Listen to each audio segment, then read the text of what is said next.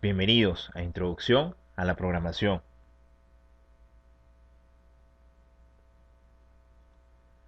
Antes de comenzar a programar, recordemos que un lenguaje tiene un conjunto de reglas y normas que hacen posible la comunicación entre localidades. En el caso de la programación, un lenguaje de programación es una serie de instrucciones que permiten escribir un conjunto de órdenes para controlar comportamiento físico y lógico de máquinas y dispositivos. Dependiendo de la finalidad, estos lenguajes se dividen en lenguajes de alto nivel, que son los lenguajes más parecidos a los que nosotros comúnmente hablamos o nos comunicamos, y los lenguajes de bajo nivel que están más cercanos al lenguaje de máquina.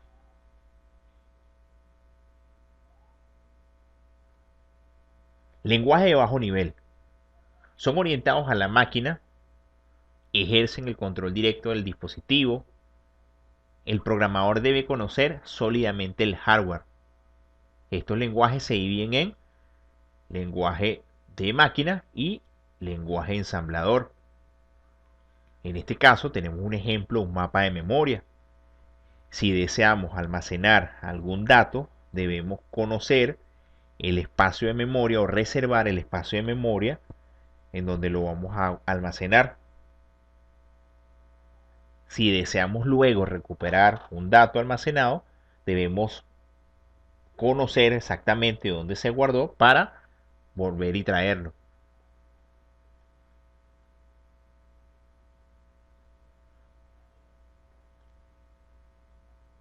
En los lenguajes de bajo nivel también tenemos el lenguaje ensamblador.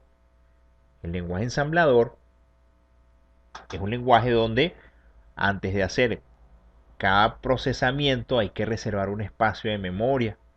Por ejemplo, si necesitamos hacer una operación matemática, debemos reservar el espacio de memoria para cada una de las variables, el espacio de memoria para los resultados y manejar algo llamado el desbordamiento. Por ejemplo, cuando nosotros hacemos una suma de decenas y nos resulta una centena, entonces esa variable o esa información como crece, aquí tenemos que manejarla con un espacio de memoria un poco más grande de lo que va a recibir para poder almacenar. Antes se utilizaban este tipo de lenguaje, eran un poco más complejos, eran más orientados a la máquina y eran un poco más difíciles de digerir. Por ejemplo, Assembler. Así como tenemos los lenguajes de bajo nivel, tenemos entonces los lenguajes de alto nivel. Estos lenguajes emplean una sintaxis más parecida al idioma que conocemos. Por lo general, están en inglés. Estos lenguajes son más fáciles de comprender y facilitan el trabajo del programador. Dependiendo de la finalidad, se dividen en lenguajes compilados y lenguajes interpretados o traducidos.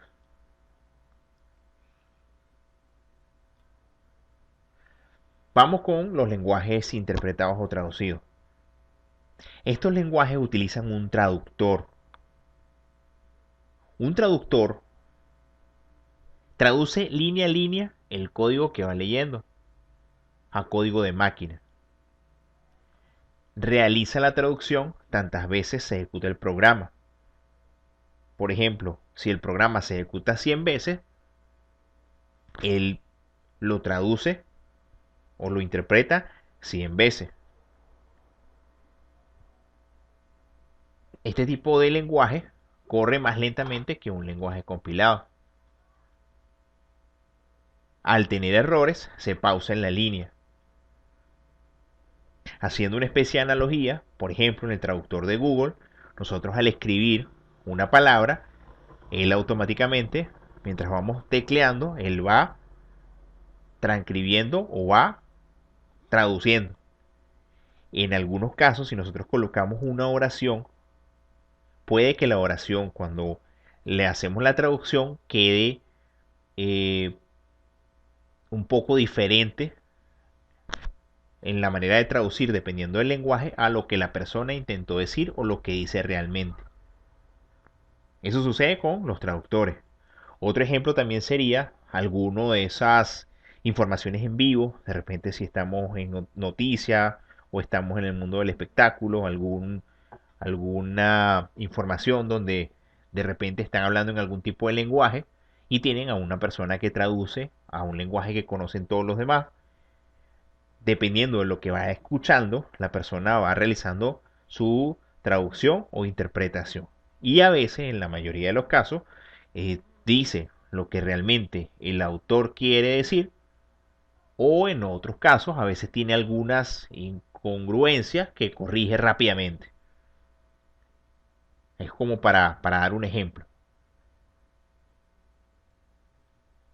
Ejemplo de los lenguajes interpretados o traducidos, tenemos a Python, tenemos a PHP, tenemos a Ruby, Perl y JavaScript.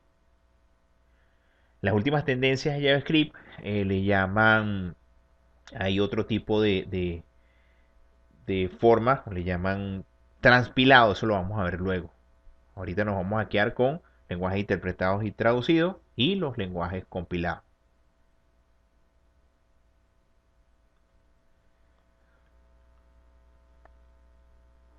Lenguajes compilados. Estos lenguajes hacen uso de un compilador. Un compilador obtiene el código fuente y genera o compila un código objeto o código de máquina.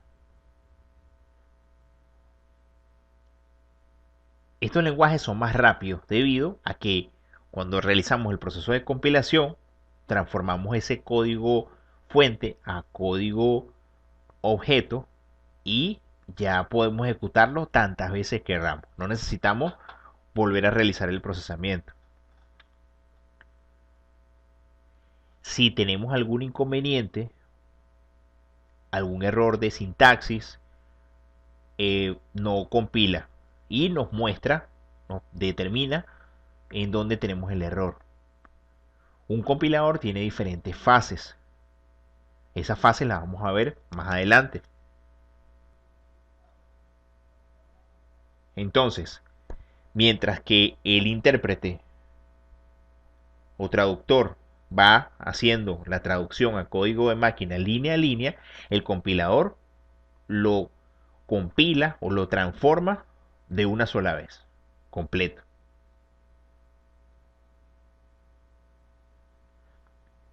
Ejemplos de lenguajes compilados.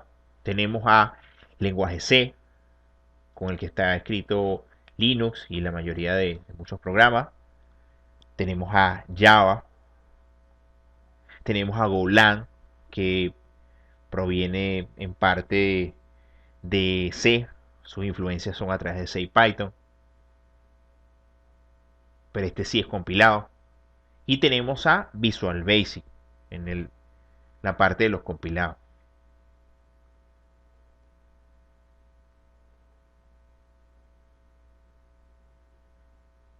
Existen diferentes estilos de programación. Hay un estilo llamado programación estructurada. La programación estructurada recurre únicamente a sus rutinas y funciones. Es una programación secuencial. También emplea instrucciones condicionales, iteraciones con bucle, pero no sale de ahí. Puede conducir a código espagueti o código de repente confuso y difícil de mantener. Este ejemplo es con un lenguaje llamado Pascal. Es un lenguaje bastante antiguo donde se utilizaba la programación estructurada.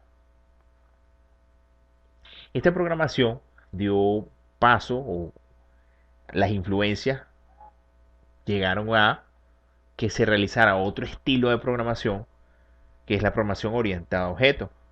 También podemos hablar de paradigmas de la programación. La programación orientada a objetos se basa en que un objeto puede ser cualquier cosa que tenga atributos y operaciones.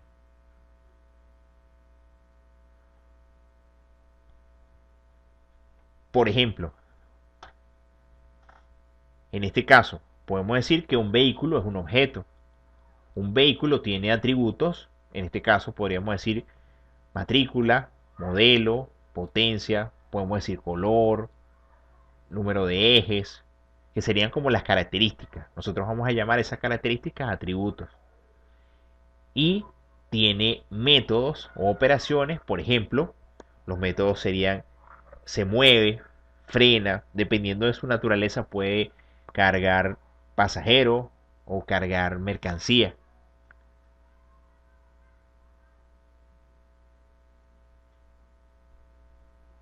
Podemos decir que un automóvil es un vehículo.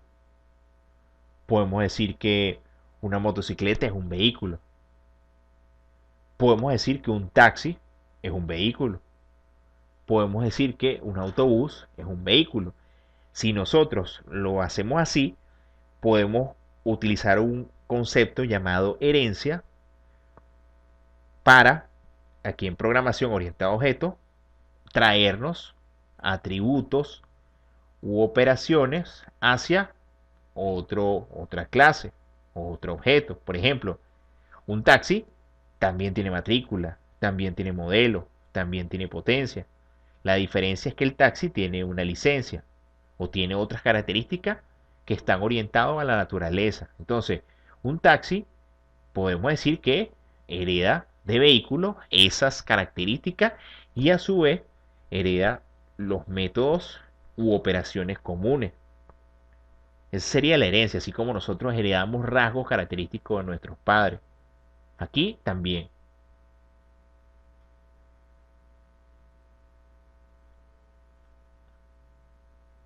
La programación orientada a objetos está siendo utilizada en la actualidad.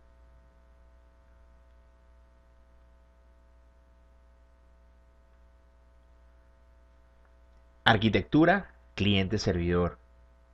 La arquitectura cliente-servidor no es más que la comunicación entre los clientes o diferentes estaciones y un servidor principal, uno o varios servidores, dependiendo.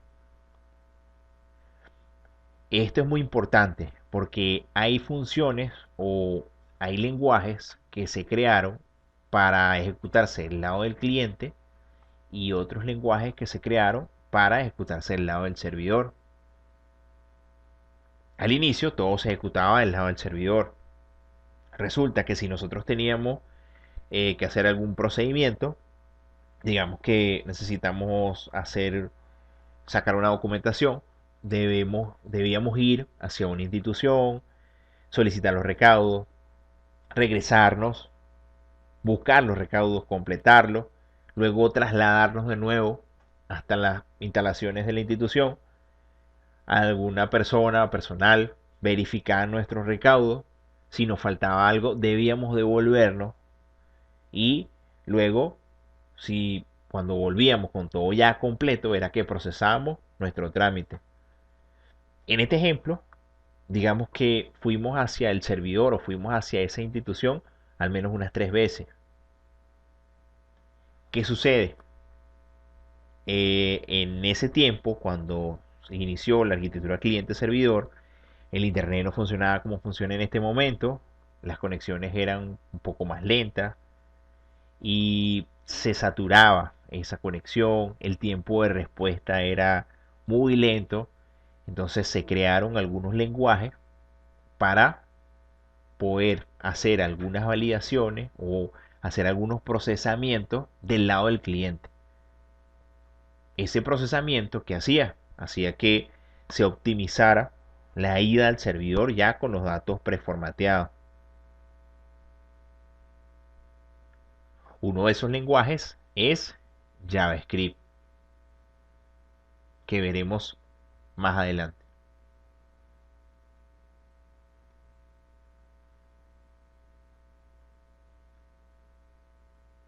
Nos vemos en Introducción a JavaScript.